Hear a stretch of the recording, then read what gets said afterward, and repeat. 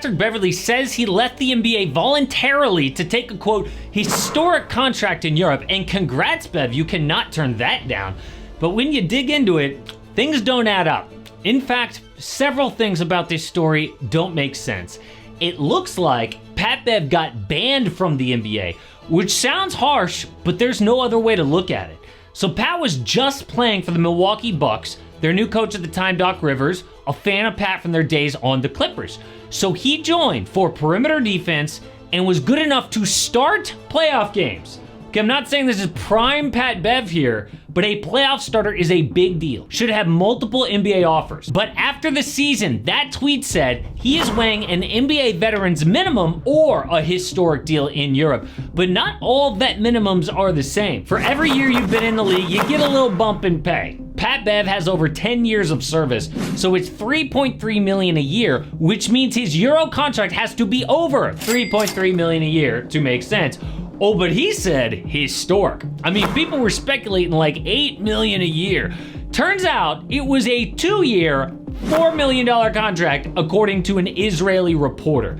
That's $2 million a year. What happened to historic? But I'm not just watching USA basketball in the Olympics. I'm watching France and Canada and Germany and Serbia, whoever, because I am playing underdog pick'em. You pick higher or lower, whatever games you're gonna watch that night. Pick your favorite players, and their newest game is called Streaks. You start a streak with just 2 picks, and then compete in your own little personal playoffs with a big prize at the end. If you get 11 picks right in a row, you turn green into gold, winning 1,000x your money. So let's start our streak today. Still no basketball or WNBA tonight, so we're gonna go baseball. Why not? We had luck last week. Alex Bregman lower than 1.5 bases, and Edward Cabrera lower than 4.5 strikeouts. And best of luck if you're telling those picks. Check out this updated map to see if Underdog is available in your area. Always use my promo code AMHOOPS. You get a special free pick and up to $250 in bonus cash. That's promo code AMHOOPS. So the Pat Bev pod announced, breaking, Patrick Beverley is headed to Europe,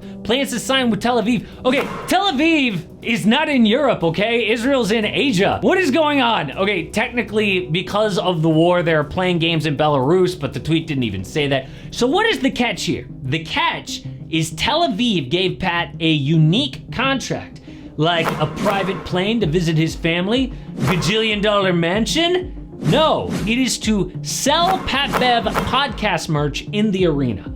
Really? Dude leaves his family, wife and kids to sell t-shirts?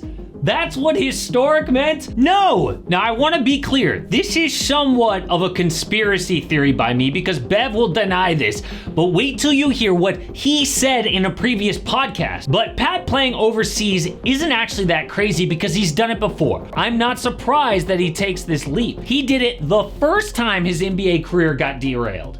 Back in high school, he looked like a lottery pick, number 2 player behind Derrick Rose in Chicago. He was so good they made a documentary about his high school days because people were so sure that he would be a superstar. Got like 20 scholarship offers a day, but went to Arkansas because they guaranteed him a starting spot.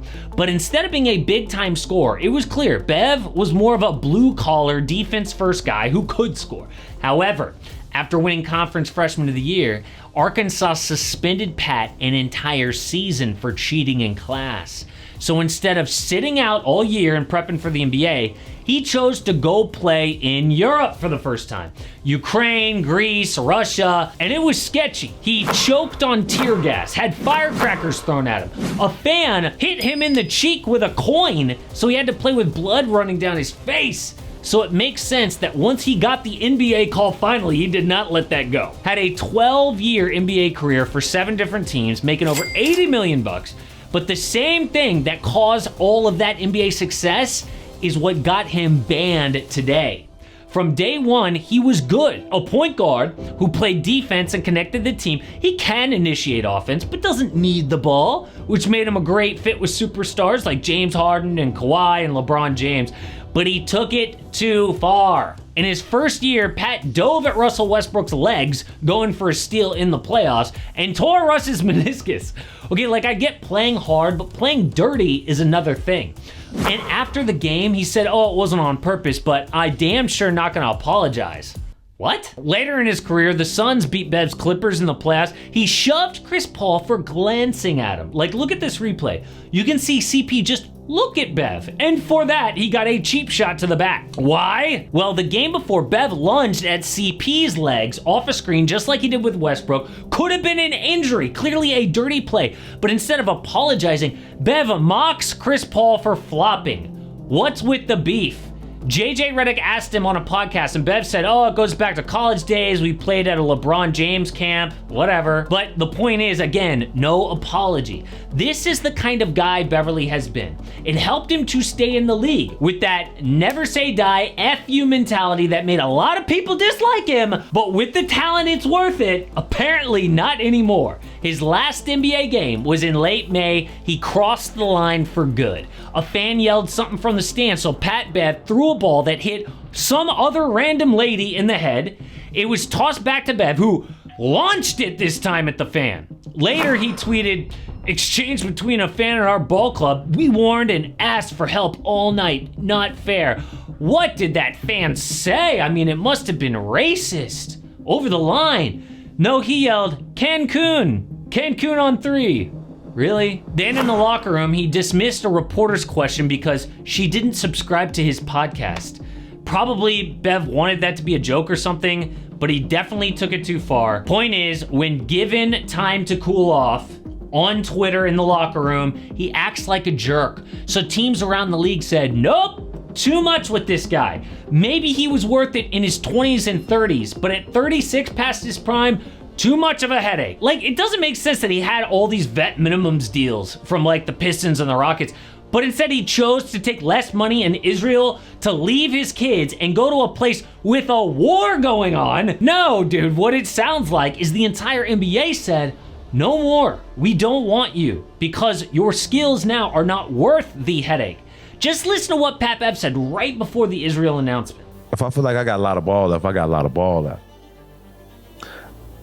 I'm not about to be at home in September, October, posting workout videos. You're a hooper, go hoop. Why would he be at home posting workout videos if he had NBA offers? I don't get it. So instead of being one of those guys like Nick Young or Lance Stevenson, even John Wall, posting workout videos begging to get back in the league, it's sad. He's choosing to go play overseas to play ball and make money. Now, to be fair, because I know Bev would want us to include this, he gave another reason for leaving the NBA. Bev said he wasn't happy with his role at this point. He's coming off the bench in most cases, barely touching the ball, standing in the corner. Now he gets to be the number 1 or 2 overseas. Last time he did that, literally won MVP of the league. But he also said, okay, by the way, if a bomb goes off near me, I'm coming home. What? If that's even a remote possibility, what are you doing? It sounds like a desperate move by someone who didn't have many options because the NBA ran out of patience for him. Bev said in the playoffs when Giannis and Dame got injured, they gave me the ball and I had a double-double, but in the 6th game, the team was healthier and suddenly I didn't touch the ball. Not because I did anything wrong, but because of a matter of hierarchy. Now, some people will buy that, but for a 36-year-old to leave his family and go into a war zone seems pretty far-fetched. So he's going overseas, which is cool, and I respect that. But it doesn't sound like he actually had another choice. And speaking of overseas, the 3-on-3 tournament was a disgrace. The US finished second to last, which is weird because you would think America would have obviously the best team, and we should, but there's a sneaky reason why the best players aren't allowed to play in the Olympics.